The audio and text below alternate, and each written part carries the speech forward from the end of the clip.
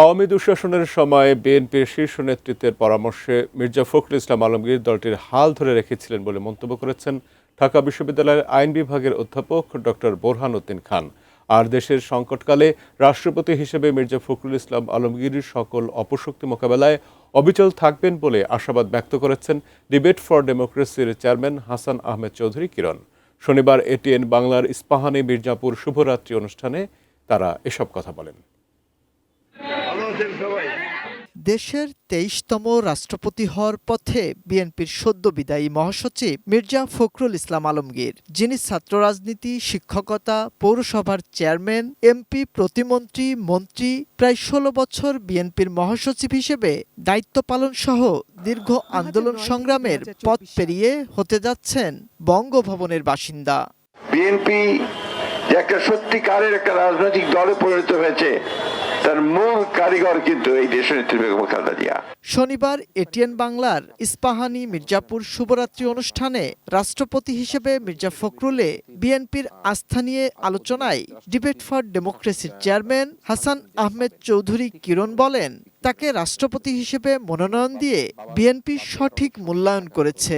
বলেন, তিনি গণতন্ত্র পুনরুদ্ধারের যাত্রায় গুরুত্বপূর্ণ ভূমিকা রাখবেন।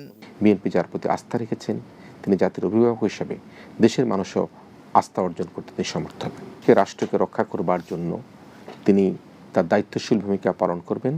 তার স্নিগ্ধতা, মুগ্ধতা, তার সততা, তার ন্যায়, তার নিষ্ঠা সবকিছু কিন্তু তাকে অভিভাবকের দায়িত্বে পালন করবার জন্য দেশের মানুষ হৃদয় ভরে তার জন্য দোয়া করছে। ঢাকা বিশ্ববিদ্যালয়ের আইন বিভাগের অধ্যাপক ডক্টর বোরহান উদ্দিন খান মনে করেন, রাষ্ট্র এবং সরকারের সেতুবন্ধনে রাষ্ট্রপতি হিসেবে গুরুত্বপূর্ণ ভূমিকা রাখবেন মির্জা ফখরুল ইসলাম আলমগীর। 1/11 সেটা কিন্তু আরো কষ্টকর ছিল।